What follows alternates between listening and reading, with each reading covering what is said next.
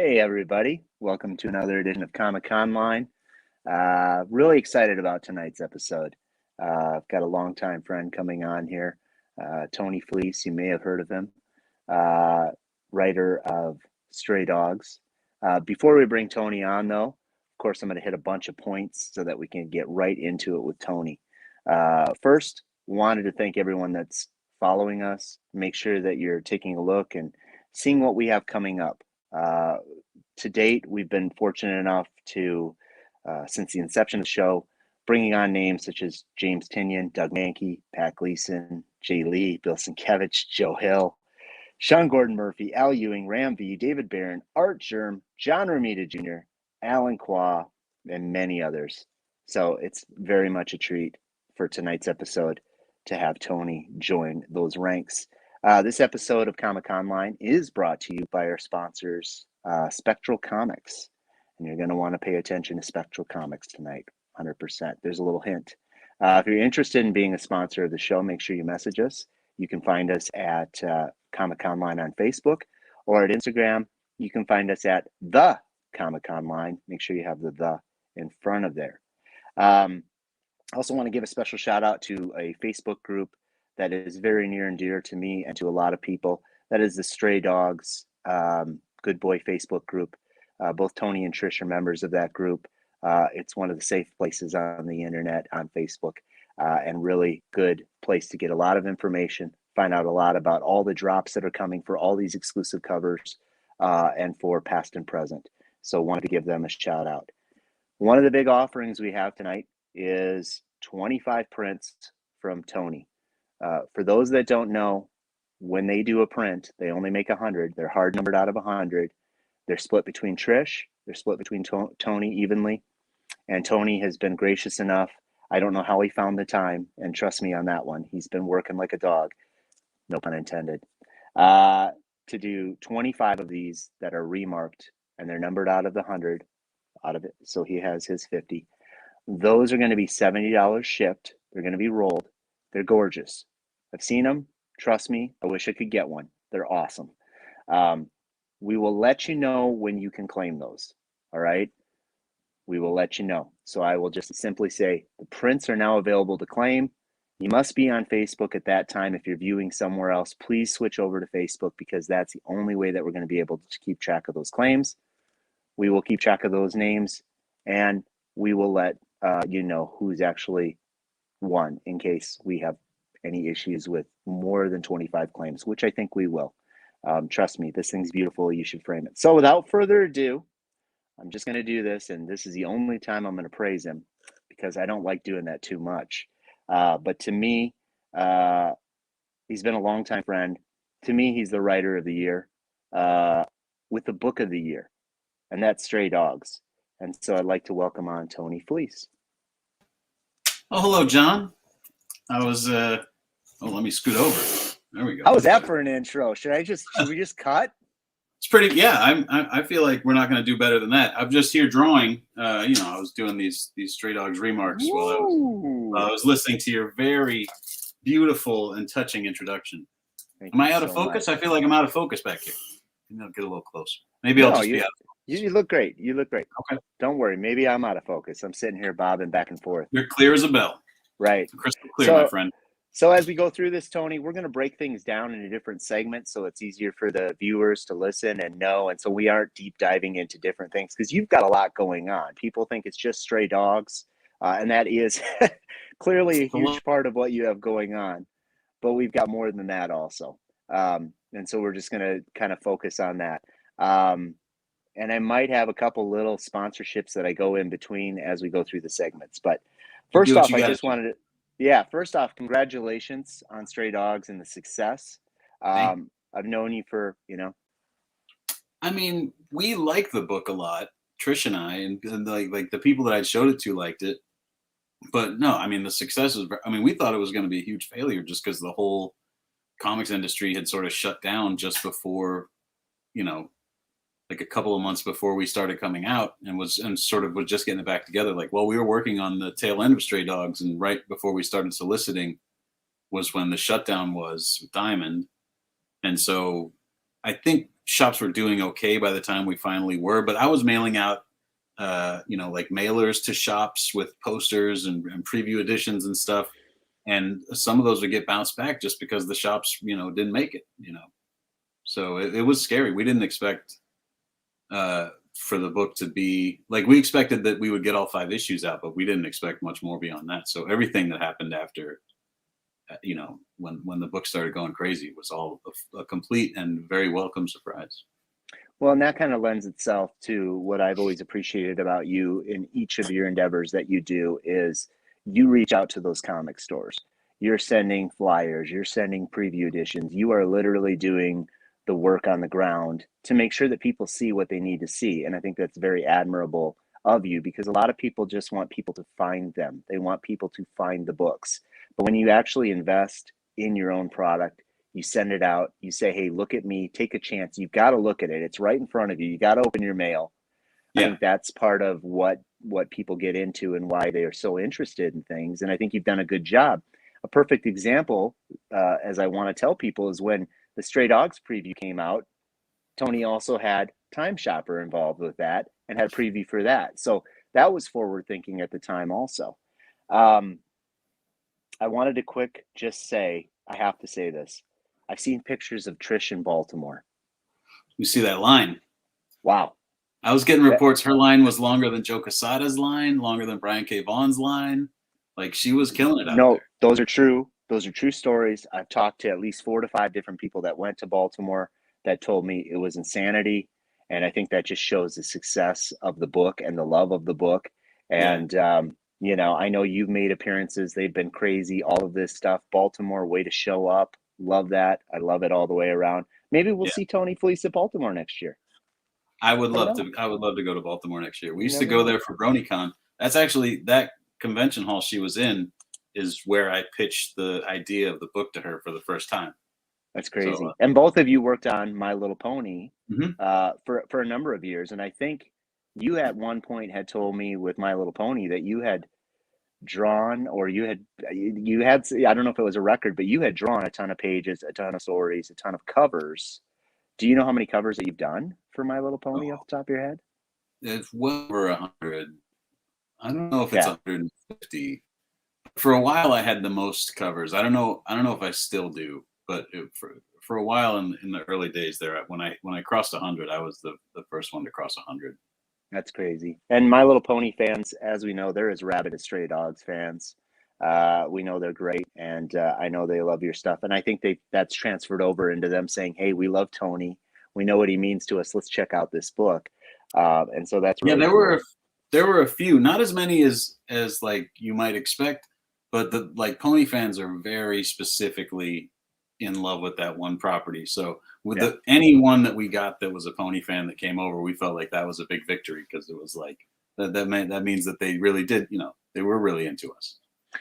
Well, I mean, I'm just throwing it out there, but maybe we could do a crossover of Stray Ponies where there's a serial killer that's kidnapping My Little Ponies. I mean, we've got Transformers in that show anyway. Usually the serial killers have like magic powers and they're like a centaur or something, but it might be a really cute ad to produce at the very least. We know that when the book was coming out, there was big interest in a big push, which I thought was great. And obviously Hollywood took notice that the book was already optioned in Hollywood. It was being shopped around. It was being produced, all of those things. And you don't usually see that before a book has ever come out, right? Yeah. And in this particular case, it was. And I think that was also a big part of how people got on board was saying, well, we've already got interest now on a multimedia level. Can you tell us how that's going or where that's at? I know for a lot of people, they need to understand that when they say, hey, a movie is going to be made, it doesn't just mean that poof, a movie's made. There's several layers to get to where you need to get to. So whatever you can tell us would be great. Whatever you can't would be great. But where are we at right now in the stages for that? So the movie's been optioned. So it's basically like the movie gets optioned and that's one level. And then if they decide to go ahead and actually make the movie, they do a purchase where they actually fully buy the idea and the property. And they got an 18-month option, and I think that's done in the springtime because they optioned it in July before the book came out. Right. So yeah, in the springtime we'll know whether or not they're going to actually, go ahead and make it, or before, like they can decide anytime now. But it's produced by Gary Dalberman, who was the screenwriter and director of the Annabelle movies, and he wrote Stephen King's It.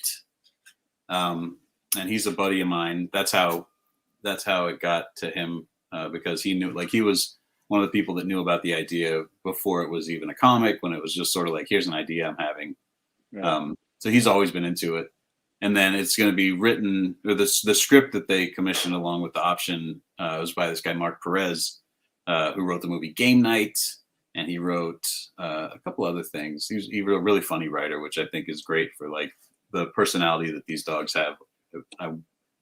I would rather have somebody funny write it and then have the director and everybody sort of work on making it scary than to have somebody scary try to give personality to my dogs, Yeah. And I think, Hollywood's got to be watching, right? I mean, this is clearly a monster of a book. I think, the fans of the book, the people that read it for the first time, I've given out, when we were together at the last convention, you were coming over, you were grabbing copies of the book because you had to give it to someone, this, that, the other. I was doing the same thing. It became more of one of those things where it's like, to me, it was like, have you ever read Dark Knight Returns? Oh, here's my copy. I've got a ratty copy Right. here. You can borrow it. Have you ever read Watchmen? Here's a copy. And in turn, that's kind of what this felt like. It's almost like people are trading and giving things around. So I hope we see a movie soon, and within the next couple of years or what have you, and then we can have the movies that made us, Stray Dogs. That'll be the next one on Netflix. I'm prepped for it. I think you got to wait like 20 years before that happens. You may have. There's not like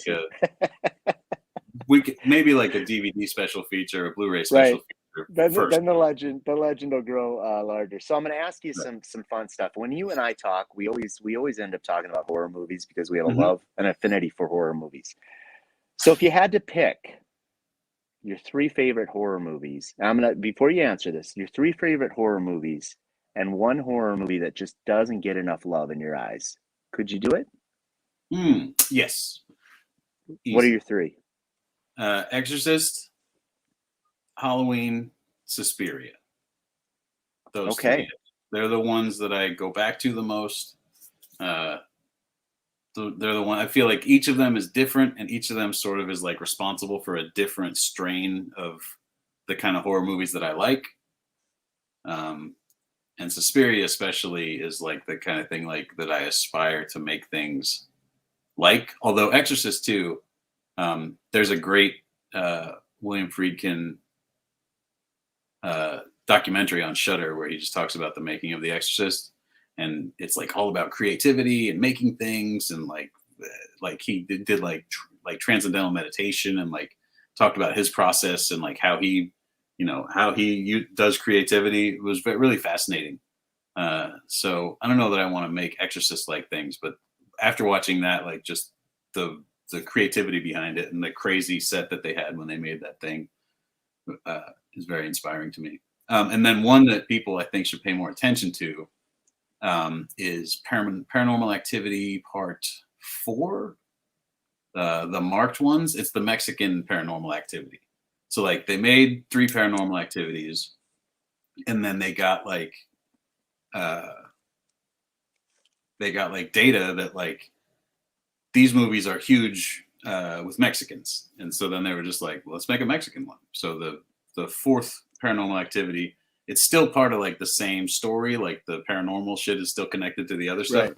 But they changed because like the first 3 are just like white people in the suburbs, and then they change it up and they do a whole different thing. And I've always been way into the idea of that, just like taking your like Jason X, right? Like just you have a thing that you've been doing the same way for a long time, and then you just change the setting, and all of a sudden you got like a completely different thing. Yeah, and speaking of Jason X, I mean, if it's ever on Sci-Fi or something, I just have to watch it until he falls out. I mean, I think it's my favorite. I think it's my favorite Jason. You know, Sarah and I'll sit here and we just watch the movies that made us. And we're huge Halloween fans, as you know. I mean, we have tons of Halloween stuff in the house. We love Michael Myers. And we just, at the end of the day, we just like are like, you know, most people don't realize like you don't really like get to see Jason in a hockey mask until three, right? And by then it's just a gore fest, right? So anyways, that's my take on it. I'm more of a fan. I'm more of a What's fan your of three? What's your three ooh, and one? I'm a big fan of, obviously, the first Halloween, Right? 1978. I am also a big fan of The Strangers.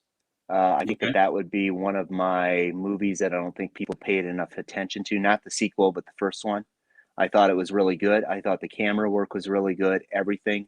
I've always felt like it kind of gave me that Halloween vibe where it was like I'm looking around for Michael, and in this particular case, people were just appearing in certain spots, and that's what I want to see visually.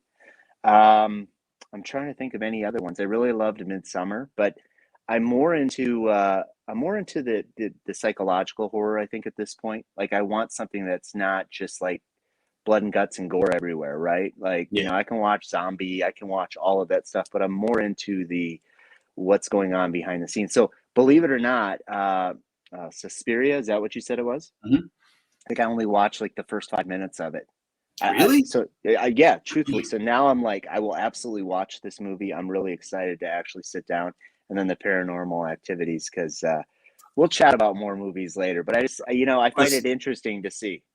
they're both interesting, but obviously the original Suspiria, the '70s one, the remake from 2 years ago, also That's the pretty one I cool. started on. That's the Oh, one the I remake? started on. Yeah, watch the Yeah, original.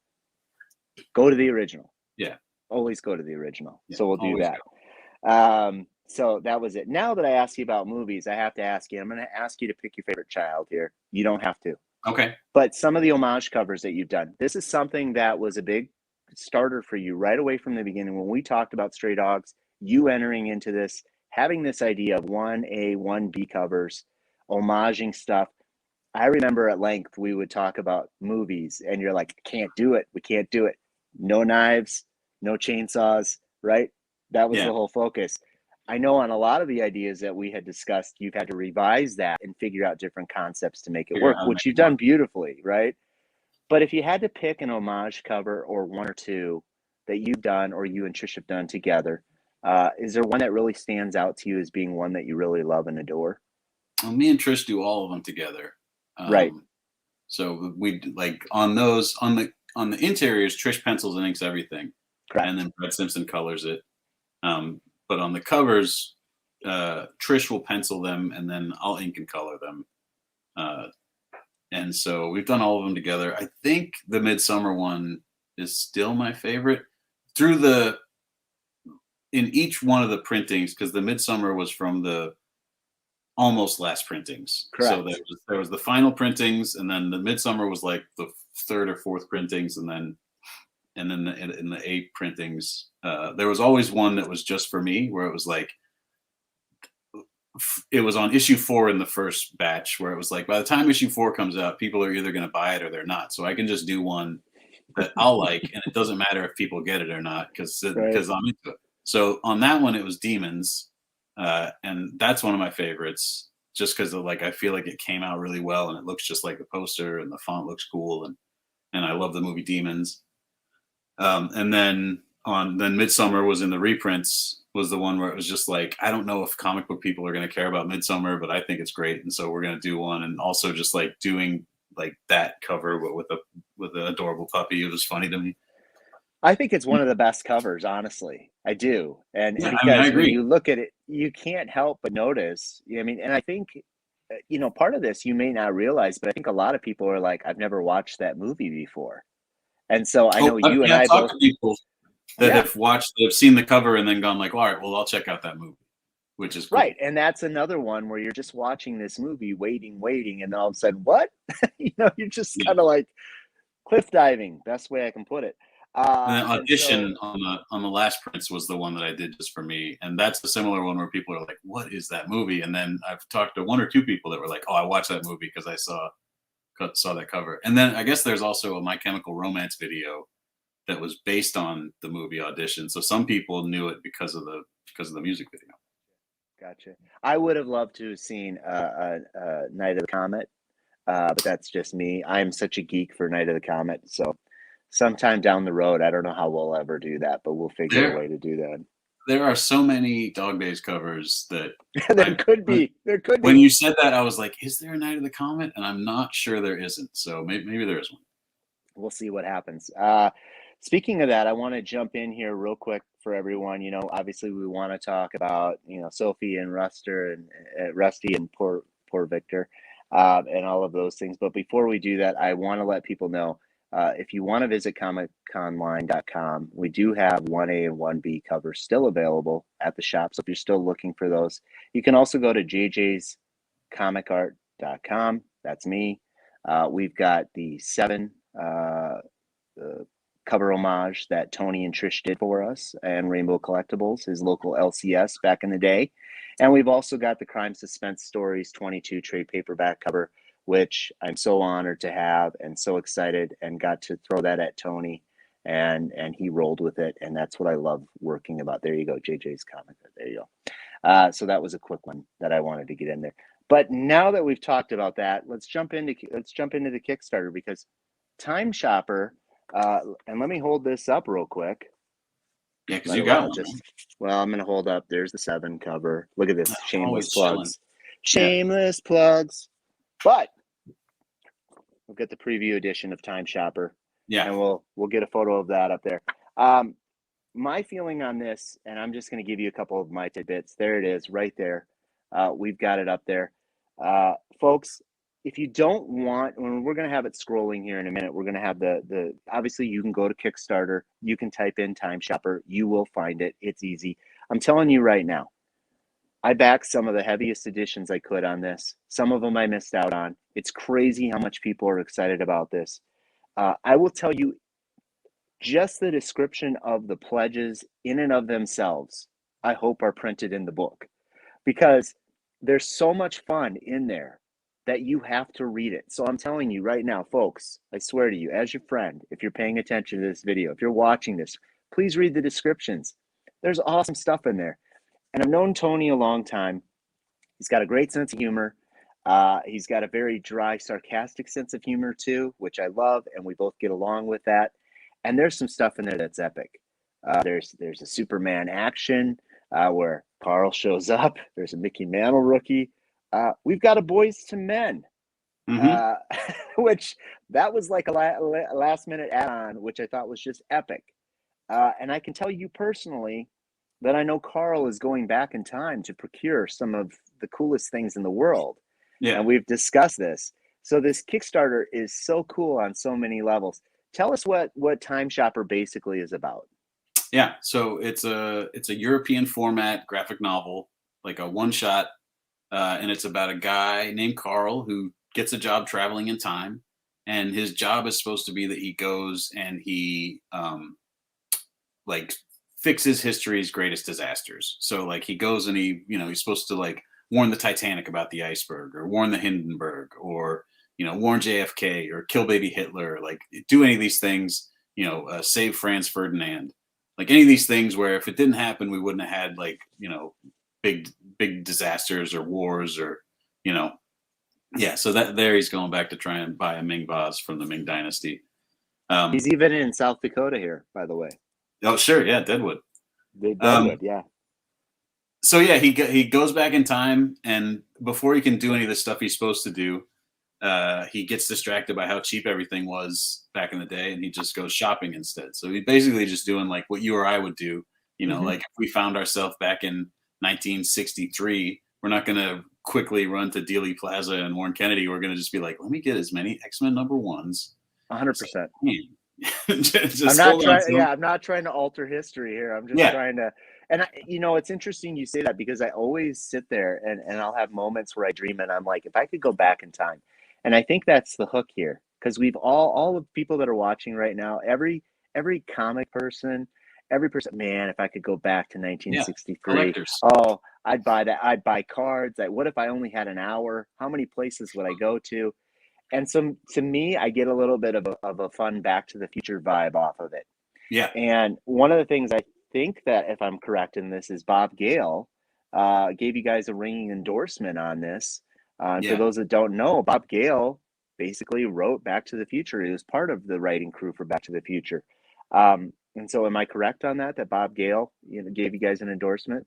Yeah, we when we were doing promotion on this book the first time around, we were looking for somebody cool to interview. Like we were working with a PR guy, and he was like, "Do you know anybody famous that you could like interview or could interview you about this book?" And I was like, "I don't know anybody. I mean, I know the guy that wrote it, but that's not it's Right. not super famous." But then I had worked at IDW for so long doing My Little Pony that I was like, "Oh, they know Bob Gale because he writes all those Back to the Future comics." So I wrote an email to a buddy over there and was like, is he cool? Like, would he talk to me? And he was very cool and he did talk to me. So we, not only did he give us a really nice pull quote that we put on the back of the book, but he also sat down for me for like an hour and like let me just ask a lot of process questions, like a lot of questions about writing, Back to the Future and stuff like that. But then also my nerdy Back to the Future questions and stuff. And on the Kickstarter, like in the updates after you pledge, we posted the audio of that. So you can go and listen to, if you like me talking to JJ, imagine what it sounds like when I talk to Bob Gale on the phone. Oh, Really I fascinating. imagine it's pretty. And by the way, I would tell people this. Back to the Future to me is, I know people will have their issues, but to me, it's a perfect movie. Oh, When you're 100%. talking about all the craziness that has to happen in that movie, and the fact that the DeLorean was originally going to be a refrigerator, where we've come to, I still want to get a DeLorean. Tony, you know me, it's still a goal. I'm going to somehow get one. I Although mean, I've if I looked get at this movie pricing. going, I can kick in a little bit of money on that I mean, DeLorean. why don't we just get one and travel around? We might You as want well. us to share a DeLorean? We could. I mean, Okay. you can use it during the winter. Obviously, I'm not going to be driving it, so we could That's go a good from point. there. You drive it out here in the winter months and drop it off, and then Why yeah, not? Why not? take a Southwest flight back to South Dakota. Speaking of Time Shopper, I really got to ask this. You've got the first edition coming out, and I know I had asked at one point, was this ever going to be a mini series? Was it ever going to be single issues? It was always meant to be in the format that it's meant to be in, Yeah. to my understanding and knowledge, and that hasn't changed. Is there a hope that we'll see a volume 2, a volume 3? Will we see a continuation of the story as it goes forward? Yeah, well, I mean, so it's a finished story. We didn't really leave anything hanging where it's just like tune in next time. Right. But there are two more, like in the vein of Back to the Future. Like you want to do a trilogy when you're doing time travel stuff. So there are like two more stories that we would tell if there's like 3 days left on the Kickstarter. If it takes off and is just so wildly successful, it's like we got to give the people more. Like we would love to do more. There's stories we got to tell, or if there was any other sort of activity with it, we would probably go back to it. But for now, we're just psyched about having this finished thing that we can hand people, and we'll see when people read it. If there's a groundswell for it or demand or whatever. But I'm also about Time Shopper is a finished thing. Stray Dogs is sort of a closed loop. Like it's a finished story, and I like the idea of like serialized storytelling. I dig, but like long form serialized storytelling, I'm not as like, I don't care as much. I like more like the idea of sort of like having an idea, getting it out there, and then having another idea. Because as you can see, I'm getting older. I've only got so many stories in me, probably. So it'd be nice to get as many out as possible. I don't know about that, but I will agree with you that you and I in our comic travels before, we were doing any of this stuff. For us, it was books like Preacher. It was, 100 Bullets. It was Scalped. It was all these things that, Hitman had a beginning, a middle, and an end. And that's sometimes what it's all about, right? I mean, we want to see a story that is complete and it's finished. And with the X-Men, as much as I love the X-Men, you love the X-Men, we'll never finish the X-Men, Yeah. And so exactly what you're talking about, a long format serialized story where it just keeps going, it's a soap opera. I always say the best stories have a beginning, a middle, and end, and they're meant to be that way. And yes, we want to revisit them. Yes, we want to come back to them. Yes, we want to do all these things, but they're intended to be the way that they're intended to be.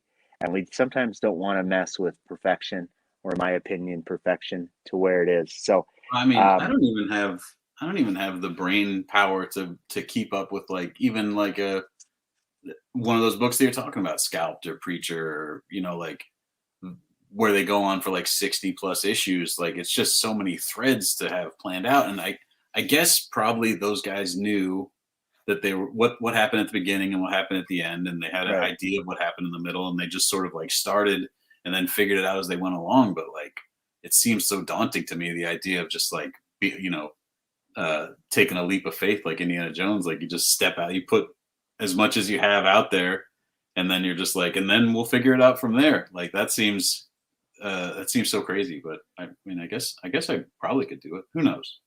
Yeah. I mean, we never saw Preacher 2 Electric Boogaloo.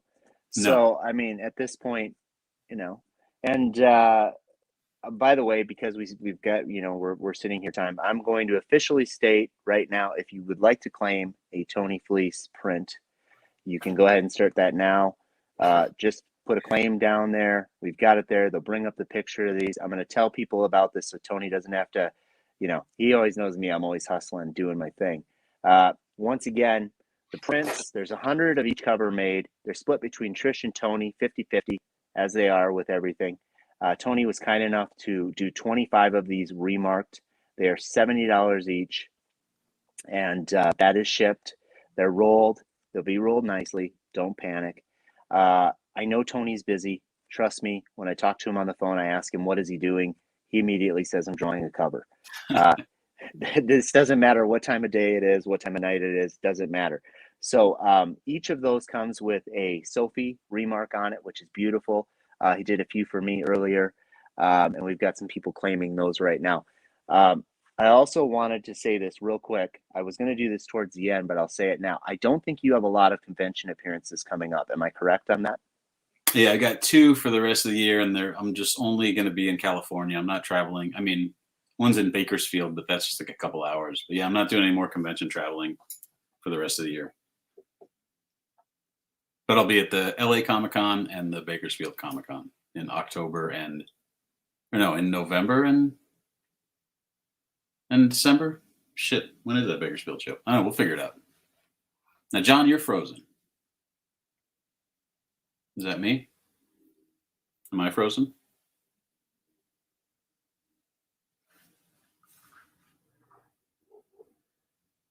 Greg, what happened? John does seem to be frozen here. That's not me, though, right? No, sir. Definitely not you. We do have the claims coming in here. Sweet. People are loving that. Greg, do you have any questions? No, I didn't know you did My Little Pony, so that was awesome to hear. And then also hearing you're a horror fan there. So I commented, Jason Lives is my favorite Friday the 13th movie. The lightning scene with him getting struck towards the beginning always excited me every time I watch that one. I got struck by lightning one time when I was 15. Yeah, so I like that part too. When I was 15, I would not have liked it because I was very terrified of rain and lightning for a long time after that. But now I find it all very enjoyable. I'm not as frightened as lightning as I was back in the day. We do have a couple questions here. So the print is $70, and could you hold it up one more time for us, Tony? Oh, yeah. So everybody see. It's the B cover to issue number 1's the Silence of the Lambs cover, but virginized. There we go. There you go. And then it's got, I'm doing these little Sophies on the bottom there and signing them. And that is 70, does include shipping. We have JJ back here, so I'm going to bring him back on now. Yeah, and I got tubes coming, so they're all going to be in nice U-line tubes. So yeah, we're in good shape. I apologize. I say claims, and all of a sudden the internet goes down. I guess we break the internet. I guess it's the 10 people I have in here quickly putting claim down on everything. I apologize. Thanks, Greg, for pitching in there. So we're back, and I don't know how the claims are going. Hopefully they're going well. Once again, as we go forward with all of this, we've got Stray Dogs Dog Days. Once again, before we get into that, please check out Kickstarter Time Shopper. If you don't want to do it during this right now, we've got it scrolling. There's a ton of stuff there. But if you just take a look at it, you can clearly see it's Time Shopper. It won't be difficult to find. It's going to have Tony Fleecs' name on there. Christian is the artist on this book also. Christian Nisi, yeah. And you can just go to timeshoppercomic.com if it's easier. Okay. And that'll take you. There's a link there to the Kickstarter, pretty big. Okay. timeshoppercomic.com.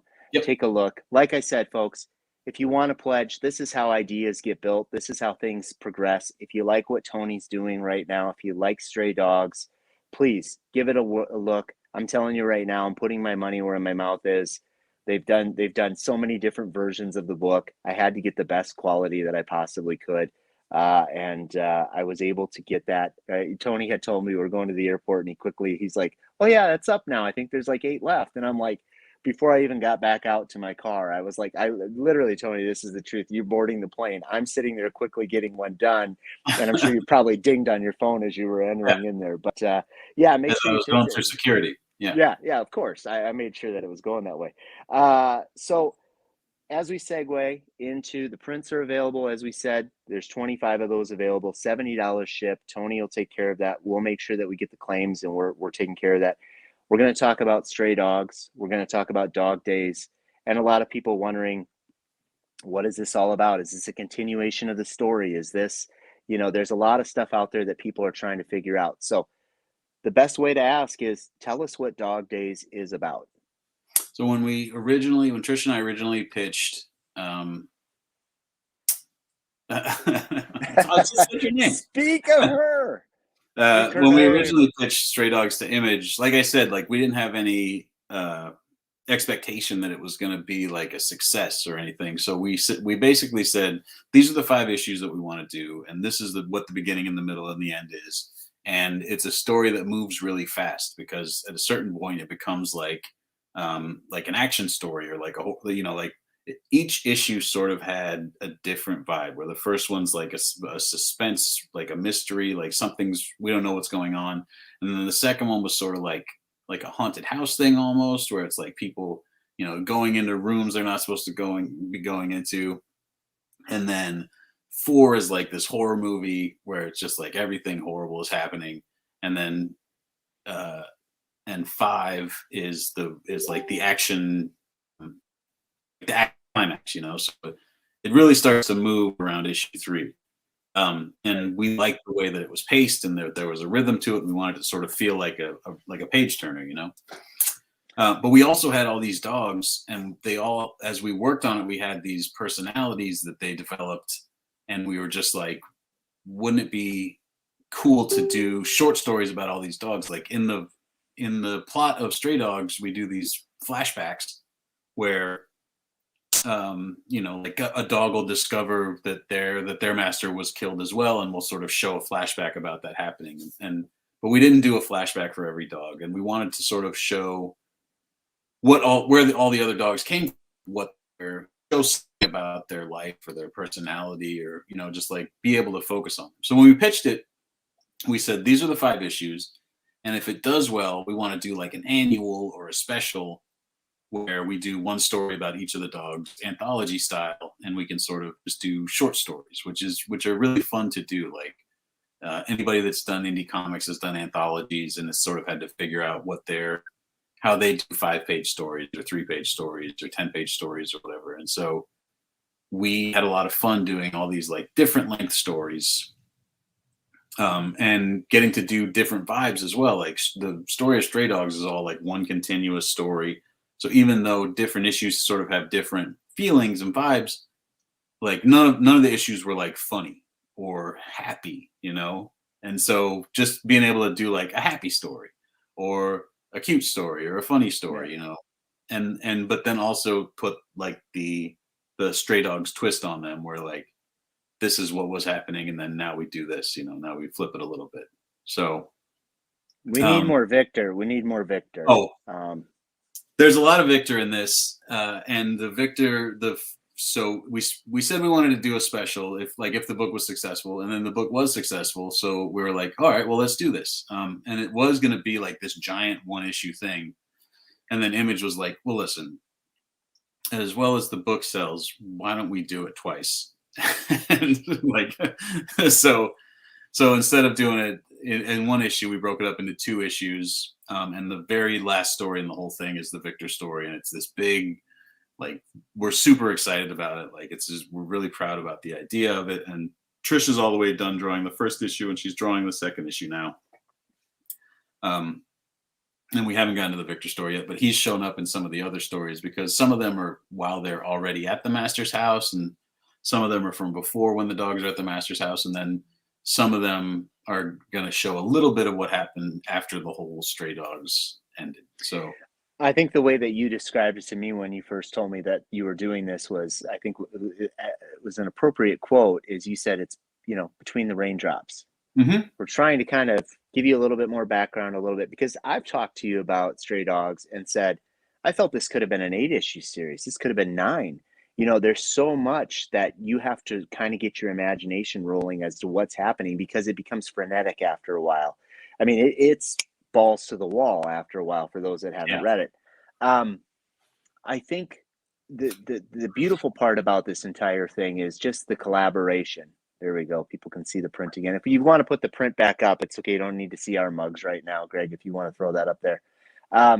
One of the beautiful parts about there we go. They're better to look at that. They can hear us. One of the beautiful things is Trish doing the interior art on this is so beautiful because, look, I'm going to say this. I've said this before. I've said this multiple times. When this first got pitched and you were telling me the story, I was instantly hooked. I remember Alan Moore making a quote at one point basically saying, there's no such thing as a new idea, only just, different formats of this. And I feel, look at you. Technology's great, right? The star of Baltimore Comic-Con herself. All recovered. She's still up. Yeah, look, I'm alive. I'm on my cell phone. So this camera may move around. If you get seasick, I'm sorry. I like it. I feel like we're like right there with you. Or like we're FaceTiming. Trish, I was going to hit you up and just do a separate show with you too. So now this will be nice because we'll get you on, and then we'll have Tony, boom, cameo appearance. Right? I just show up at the end and take all the credit. Trish, what's your favorite part of Dog Day so far that we've done? Oh my gosh, there's so many. Plus, I actually, I don't want to spoil anything, but there's a cat, and True. The cat's my favorite right now. Yeah, that cat story is super fun. Thank you. Yeah, we had a bunch of fun ones in there, and I wrote one of them too. That's right. Is that your first writing credit or not? Yeah, that would be my first writing in comics. It really wasn't it could have been a whole issue. Tony had to help. Well, Trish wrote the Roxanne story. She said, like, we talked about like her writing one of them because we wanted to mix things up on this anthology, and she wrote the Roxanne one because her dog is based on Roxanne, and she felt like she had a good handle on Roxanne.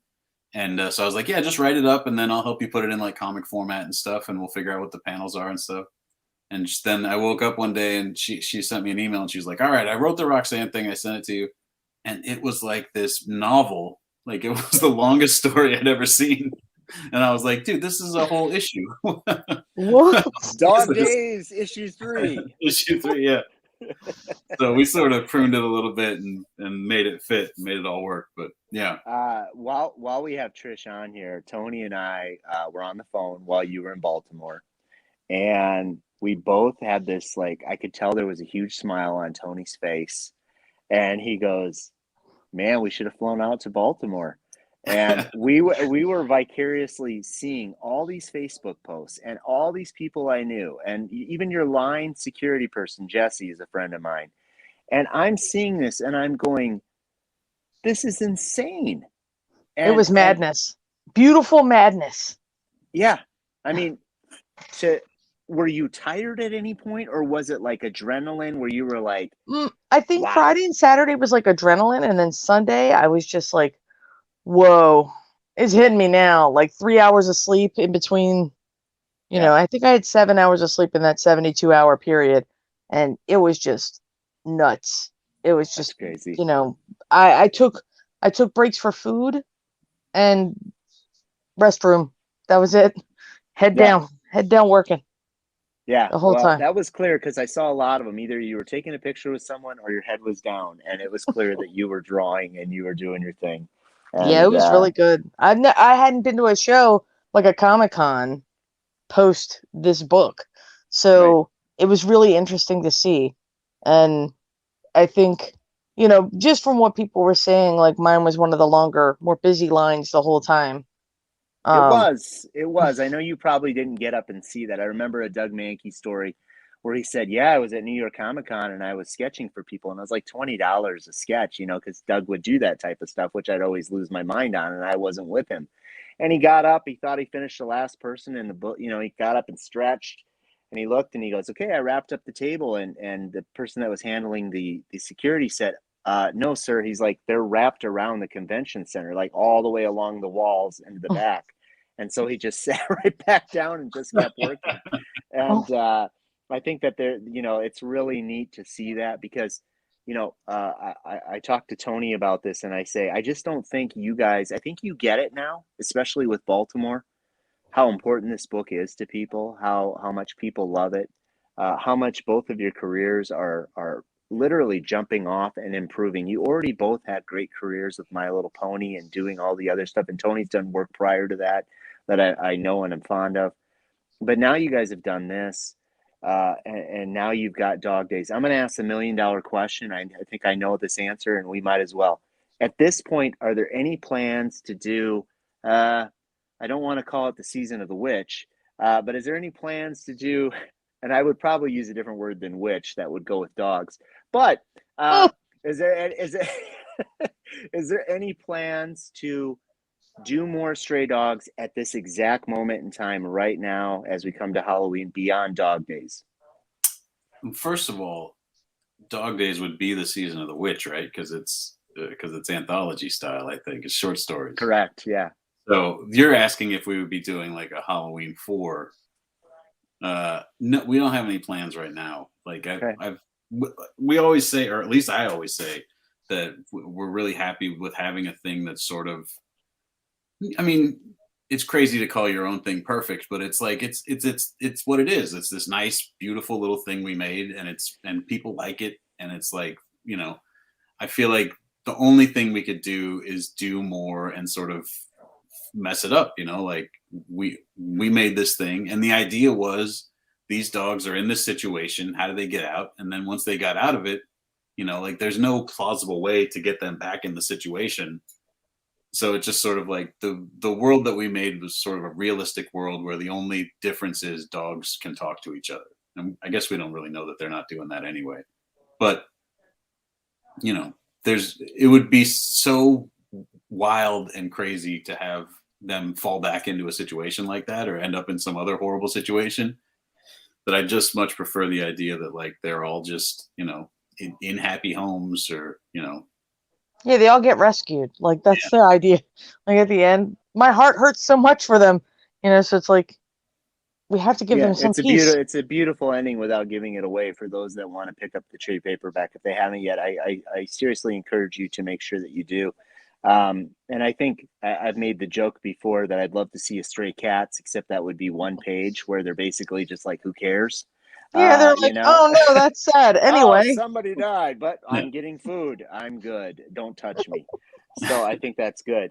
So as we wrap this, I wanted to let people know, obviously, Trish, I want to make sure that we get you on, and I'll message you to have you on also. And then Tony's going to come on for that one too, and we'll keep going. But we wanted to hit a few things here. I want to make sure that people are aware of it. If you have not picked up Stray Dogs yet, either the single issues, if you have not picked up the trade paperback, please do. I give it the highest recommendation I possibly can. I mean that. It's not because Tony's a friend, Trish is a friend.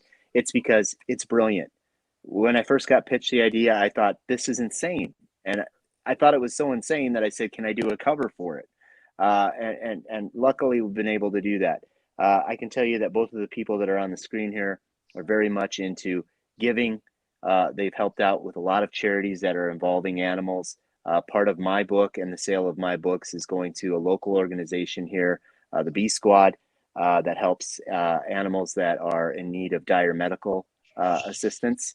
And so very excited to be able to do that. I guess what I would say is I hope that the two of you work together again. And I'm sure there's been talk. It doesn't have to be Stray Dogs, but I think you two, people just love both of you. They love your energy. They love the fact that you guys will come on and socialize with people and that there's a lot of good energy between the two of you. And I think that Tony, your writing style, and Trish, your art style, they just complement each other so darn well. I mean, they really do. So before we go, I'm going to just quickly tell people we do have a retailer coming on after this. And so for those of you that are Stray Dogs fans, they're going to be debuting and releasing their offering of Stray Dogs Dog Days. I can't tell you what the cover is. I can't tell you any of that stuff. I've seen it. I love it.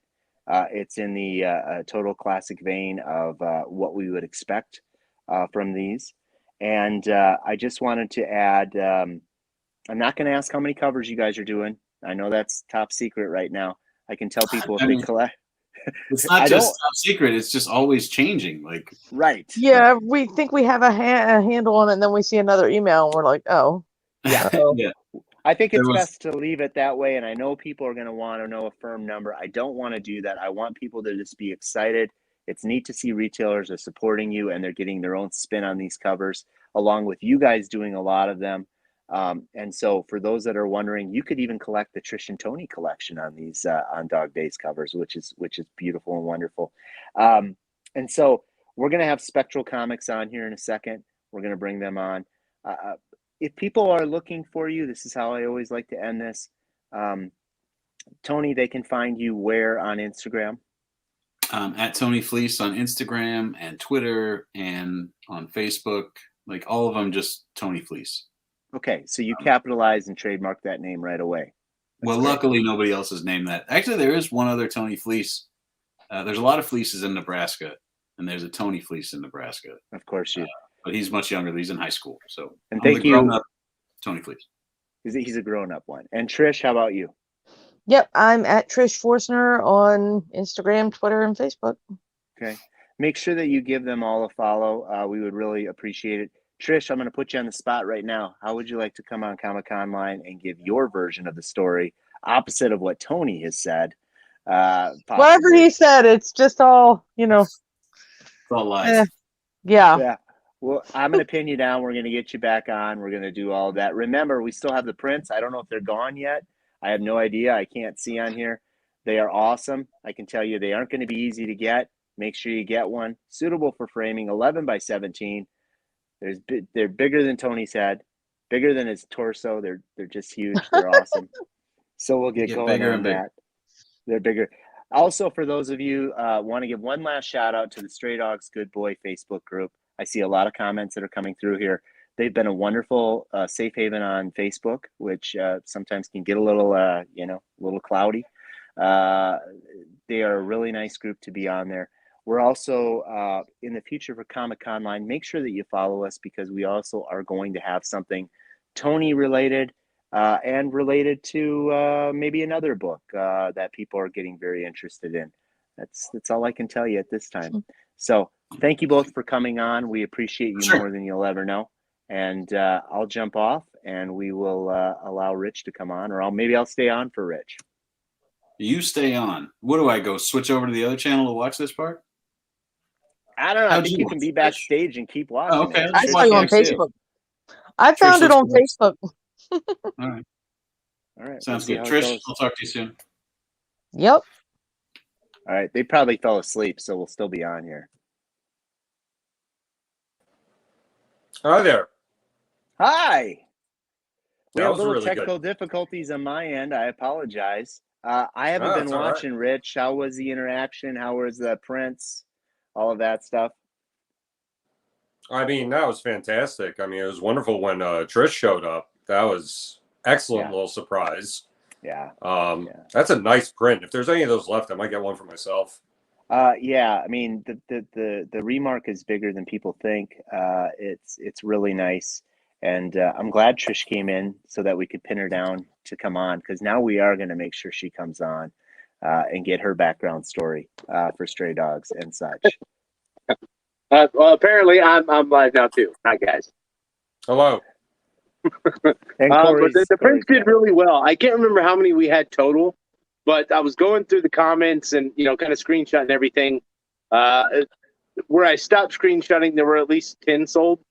So I think you said 25, right? But 25 total, absolutely. Yep. So I'll have to keep going through. I think there might have been more. But yeah.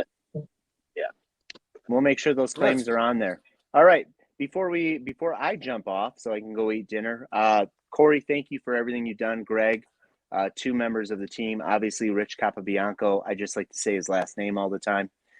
Rich is going to be on here with Brian Murphy from Spectral Comics. If you are a Stray Dogs fan and you're still watching, trust me, you're going to want to pay attention to this interview. That's all I can say. We gave you enough warning. This is your moment. We're going to see a cover from Spectral Comics in regards to Stray Dogs. Okay. So, in other words, there you go. There's the breakdown for you. So you should probably hang out for that. Classic Rich Capabianco style. I would. I like it. I think I saw the cover. It's a good cover. Complements the print very well. Just saying that. It complements look at the print. Oh, it complements the print very well. You know what I would say is make sure that you put this comic in your basket. Yes. There you go. I got to go eat. I'm going to jump off. I can't wait to see you guys again. Trish, you're coming on.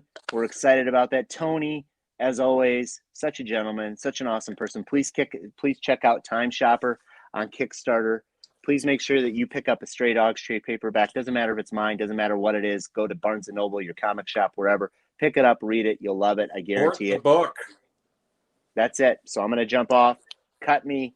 I'm out. Excellent job, I'm going to go ahead. I'm going to go ahead and bail myself, man. Rich. It's just me now. Yeah, well, it's about to be just you. I've been excited for this. I saw the cover as well. I'm stoked for it. I'm going to be I'm ready to go buy some. Yeah. So that's why you're not going to see me on here, because I'm going to be off buying this cover. Later, guys. Later. And now it's just me. Well, no, never mind. I have majority owner of Spectral Comics, Brian Murphy. Hello, Richard. How are you? Brian, how are you, sir? Hello, everybody. Yes. I never know what to do with my hands, so I'm just going to put them in my pockets and hope I look good. Good luck with that. That was a great interview, JJ. Thank you for having me on. Yeah, JJ did great. It was great seeing Tony and Trish. Surprise guest appearance from Trish. I was at Baltimore Comic-Con this weekend. That's something I wanted to ask you about. All right, real quick before we dive into that, me and Brian know each other a very long time, so we'll probably drop a few curse words and cut each other off, but it's okay. It's all in good fun. You were at Baltimore and you were on Trish's line, right? Yes, sir. What was the scene? All weekend. I was witnessing and helping along with Jason Uzazari for Catcher Collectibles. If you guys haven't heard of him, go follow him. He's great. You can handle all your facilitating needs. Really good guy. All weekend, she was definitely easily hands down the busiest person at Baltimore Comic-Con. She gave Joe Quesada and Brian K. Vaughan and Garth Ennis a run for their money. Stacked constantly, with the exception of maybe Quesada and Brian K. Vaughan's panel. But who doesn't want to hear from those two? They're legends in our business. I mean, that's fair, but Trish apparently had this crazy line the entire time, is what I keep hearing from everybody. I'm loading. Can you hear me? Sort of. Her line was insane. I actually, not gonna lie, I was trying to get some artwork done, because as a collector myself, I had to get a few interesting pieces. With Mr. Ocampo is in here, posted them in the Stray Dogs group. I got Rusty as Ace the Bat Hound and Sophie as Harley Quinn, which I'm pretty psyched to add to my collection. Very nice. You did not disappoint, Miss Fossner. So, Brian, I'm going to tell you this right now, as your friend. On my screen, at least, you're pixelated. But that's okay. So, Spectral Comics. It's kind of new to the whole variant thing, yeah? Yes, sir. So, tell me a little bit about your company. First of all, I want to know, where did you come up with the name Spectral Comics? What's that about? I honestly have to give 100% of the credit to my co-owner, Christopher Capianico, because it's basically we were trying to think of something pop culture. If you see my logo right here, is we actually went with a ghost theme that we actually took from Pac-Man and kind of modified it to be a little more creepy, a little more menacing, and then spectral as in a different way of seeing things. So basically, we wanted to go with that horror theme, and like we also our lettering was very for our banner because basically that's what we grew up with. You know, in the early '90s, me and you, we went to arcades and 2 blocks away from here, down at the other end of town, and basically we played those games. We played Ace Metro, we played Pac-Man, and you know, I just wanted to make a call back to our youth. You know, the things that got me into comics and collecting and made me fall in love with it. Yeah. I mean, based on that, that's a good name. I don't like that you're carbon dating us like that. I feel old. I think the hair is a giveaway, bud. But yeah, you're not wrong. You're not wrong. Anyway, so mine migrated at least. You know, like that's all. I can only grow it here now. It's gone. Yeah, that's fine. That's okay. It's a glorious beard. I mean, we'll give you that. Thank you. So I want to get into the cover. Yeah. Now, you and I have experience in varying covers and stuff like that. Tell me, before we show it, the concept behind your cover. So I am also going to have to throw credit to my co-owner, Christopher. We love the classic poster genre that Trish and Tony have been doing on all these covers. So we were so sad when we missed the first batch, but when we heard about Dog Days, we had to jump on it. So one of our favorite movies is, indeed, you've made several references to Silence of the Lambs. So we tried to find a few iconic moments from that movie to do that, haven't been done, and make it. And nothing is quite as good as Mr. Hannibal himself, you know? So we wanted to acknowledge that scene. Yeah, Greg, you know what? Throw the cover up. I want to dive into this a little bit. Look at that. Yes. That's a good cover. Thank you. I'm a big fan of that. I'm very excited. This was done by John Gallagher, who is an amazing talent. If you haven't seen him before, he's on Uncanny Knack on Instagram, and he's very talented. I'm not going to lie, I've worked with him a few times along with before, but he's an amazing, talented artist, as you can see. Yeah, you've used him on covers for Spectral before, yes? No, this is actually our first cover with him for Spectral. But I used to work for Scorpion, and they used him plenty of times. He did their Iceman Man 25 and 24 cover, which were phenomenal. If you have not seen them, I highly recommend going to get them. Yes. Nice cover. Thank you. Very well done. Thank Did I not? I was telling the truth when I said it compliments that print really nicely. Yes, it does. I feel like they go hand in hand. Yes. Yes, they do. So, based on that, you have a password or a code that can be used for this book, yes? So, thanks to you guys for having me on. I wanted to give the viewers of this interaction the first chance of getting our cover before we made it live. So, for the first 15 minutes, it will be available to you guys to claim first and the Stray Dogs group. The password is Kibble. You go on our website, special-comics.com, and go to the crypt page and type in Kibble. It is password protected, and once you put in that password, you can go and buy our book. Is it Kibble, Kibble? Yes, sir, and all lowercase. All lowercase. So they can go buy that now? Right now. Right now. Right now. Okay. If so you're not already doing it, I don't know what you're doing with yourself. You know, do you really want to look at this face, or do you want to go buy an amazing comic? I mean, yeah, I'd probably go buy the comic. I don't even want to look at you right now. I have to look at my face too. It's just like I'm not even looking at you. I'm looking at me to make sure I don't make a stupid face. Well, your picture on my end keeps freezing, so all it is stupid faces on your end. But the book is available now for the next 15 to 20 minutes or whatever for Spectral Comics. Yes. Look at that cover. Thank you. Thank you to Tony Fleecs for making the amazing print style with us. We actually wanted to combine both the Hannibal TV show and the original movie poster. So he was able to find a beautiful compromise between him and Mr. Gallagher that I think really pops. Yeah, no, it's fantastic. Go buy it. Brian, we'll have you back on again when you have better internet connection. Thank you. Thank you so much. Support Spectral Comics. Where can they follow you? Follow us at Spectral Comics or Spectral Comics on Facebook. The print run is limited to 300.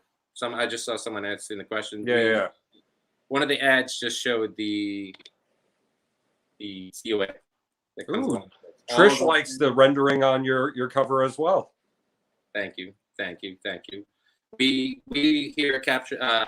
We here at Capture love to make everything collectibles, so we are going to pick the best looking 300 comics out of the entire 500 run. Okay, so it's a 500 run, but only 300 will ever be available. Yes, sir. They all come bagged and boarded with a COA and a sticker. Ooh, a sticker. Mm-hmm. I like stickers. I want a sticker. I'll give you a sticker next time I see you. Nice, because I'm probably going to buy this book as well. So once again, thank you for coming on. Thank you to Trish for making an awesome appearance. Thank you to Tony and JJ, who proves to me that he should be doing all the interviews, not me. And yeah, you did a great job. You really carried this conversation. That I know. Brian, pleasure talking to you. Pleasure. Everybody, thank you for watching. Thank you to everybody that was on. Go buy this book right now. It's wonderful. Go buy the print, whatever might be left of that. And yeah, I think that's it for us. Thank you. Have a good night. Thank you to the creators, and thank you for making an amazing story that we all get to love and read. Good night.